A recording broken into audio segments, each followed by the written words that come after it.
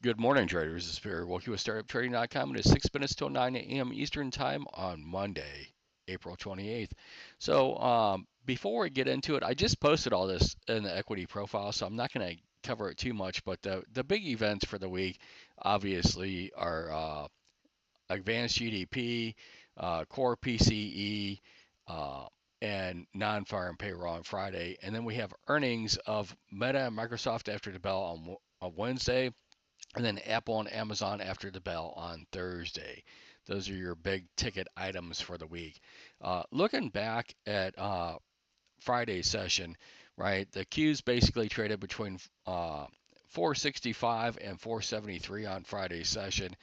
The SPY basically traded between 544 and up to 551 on Friday, while the cash market uh, traded between 54.60 uh, and 55.25 was the range. And then basically, we were holding under those salmon run trades for the entire session for the Russell and the Dow, and then just sitting there using those as support resistance zones, but not really getting meaningfully higher for the NQ and the ES, right? So back to the same old normal plan at this point in time until we start retracing back lower. Um, which is just a slow grind higher at this point in time. We have some more if we look at Friday's structure, what that did on the tape, we have some more salmon run trades that went off on Friday, and no other poor structure to note. Looking at positioning, the cash market closed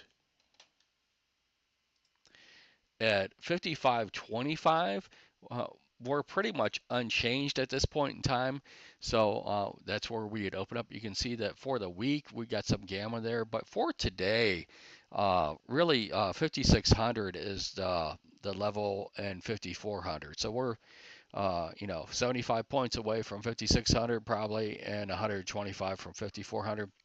That's your range for the day. But however, you can see these weeklies are at 5,500 are going to stop you. So I would assume, and we'll just have to watch, that any pullback around 5,500 should be viable on the cash market. And I would look for sellers, at least on the initial test, right around 5,600.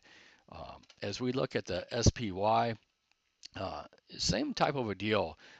For today, you were looking at 560. We're currently trading 551, so that would be about 90 points higher than we're currently trading. You see a little bit at 455 as well. Uh, so, we're just holding this 550, and you can see, maybe retracing back to 545 today on the SPY. But that'd be about 60 points lower than we're currently trading. So, down 60 or up 90 are probably your extremes that I would look at for a no news Monday, basically, is what we have. And then as we look at the Qs, you can see, these puts for Monday, they're going to be worthless if we hold above them. Right now we're at 473 basically, uh, and you can see 470. So getting back below those with a rising VIX, you should, go from 470 to 465. If the VIX keeps rising, you could get to 460. Otherwise, uh, if the VIX continues to drift lower, and the more you pull away from these strikes, the less that they're worth, and the less meaningful they are. So you get kind of a drift up because of them, the dealer unhedging their bets as we move higher with a falling VIX. So that would be a little bit of a bid underneath the market. So 470, I guess, is what I'm trying to say in this long-winded explanation, is your first bogey to the downside. We'll see if you test that. You should get an initial bounce higher. However, if you cross under that and can't get back above it, you could get really stuck with a rising VIX drifting lower. So we'll see how all that plays out soon enough. Um, as we look at where we're at, right, we have, I just counted this and I don't even, I think it was 16 days we'll just go with 16. I don't feel like counting it again. But we have 16 days. I always like to look left on the chart and see who's wrong if we're doing something else. But you have 16 days to the left of us. Uh, of bears, the bulls would be right, so I need to worry about them at this point in time. But hitting above here, you would be you know have 16 days or 3 weeks of fuel, and it had been about a month then since we were trading these ranges. So I would look for us to start getting into this 5600 to 5690, 5700 area this week. So we're definitely going to get, and we started on Friday, we're getting a minor sweep above the stops that would be from these 14 to 16 day range below us. So following, if we do get that sweep and we start getting back in, I'd be very cautious with longs. If you start taking out, for example, Friday's low, which would be 55.54, you can see, I'm sorry, the low would be 54.80. Excuse me. So that's what I would be concerned about. We're about 70, points above that at this point in time. So that's your bogey that the bears need to get back under and hold and keep going below there with a rising VIX. Otherwise, one time framing, we are at the top of balance for the ES. So the ES, needs to start making progress above this 55.60. We've been watching this for about 3 weeks now, and then the Nasdaq needs to keep holding above 19,375, which, that's 200. 150 points down below where we're at basically at this point in time.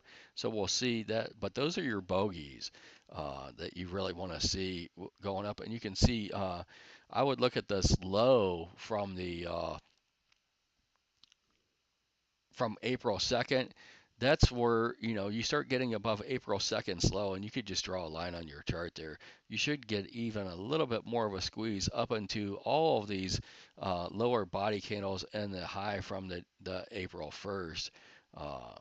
And then that would be up to around 55.73. Same, I'm not going to do the exact same technical analysis on the Nasdaq. Similar picture there, right? So overnight actions only 38.5 points, and we're still pushing back up above this 2-day resistance basically for most of the indexes, and just trucking higher. So these salmon run trades are going to be your bogey lines once again this morning.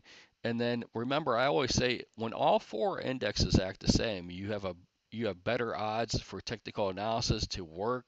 You have better odds that you can really be precise with your stops and targets. And then when they're not, it's going to be a little bit more choppy. So we'll see. Remember, Friday, the Russell and the Russell and the Dow, excuse me, did not participate in the same pattern that the Nasdaq and the ES had. To an untrained eye, it might have looked very similar, but it was not. They could not get out of the previous days. Uh, you know, value, and they were inside, right? Where the other ES and Q were overlapping to up. So if they can join into the party to the upside, this is what the bulls really need here. And then a little bit of a push, because remember, we don't have anything going on today. The news is later in the week. Uh, so there's always potential for anytime there's a news event going later in the week for the institutions just to sell volatility every time you get a little bit of a pullback, because they know when the volatility events should be, and it's not today. So it doesn't mean that we can't go down. You just really have to watch the VIXs. I always recommend, and putting Jack's day frame indicator on, I think, is the best way to watch it, to be honest with you. The /VX. But as we go through and look, so keep in mind, until we start getting that news flow on Wednesday, we're likely to just have a slow drift up into that, as long as the VIX isn't getting bid. I'm going to leave it with that, and we'll see if we can push through these same run trades. And remember, you want to see all four of these indexes start acting exactly the same. That's why, I mean, I'm basically a 100% trade the NQ now and watch the other ones for uh, reads to know, when to press, when to get a little bit more technical, when to really go, or if it's going to be chop or not. So we'll see if we can get all four of these indexes acting together on this No News Monday, and we'll go from there. Have a great day. We'll see what Jack's looking at next.